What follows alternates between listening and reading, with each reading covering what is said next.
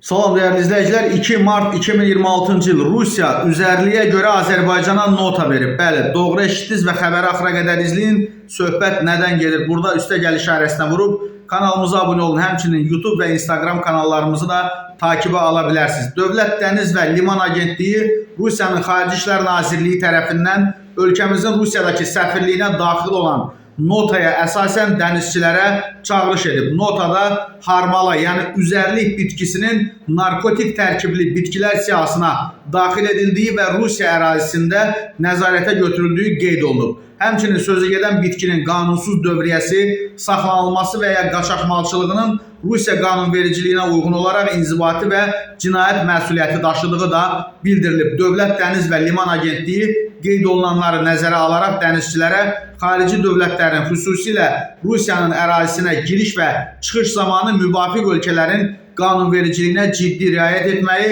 habelə üzərlik, yəni harmala bitkisi də daxil olmaqla bir sıra ölkələrdə qadağan edilmiş maddələrin siyahısı ilə əvvəlcədən tanış olmağı, həmin maddələrin istifadəsindən, daşınmasından və saxlanılmasından qəti şəkildə çəkinməyi tövsiyə edib.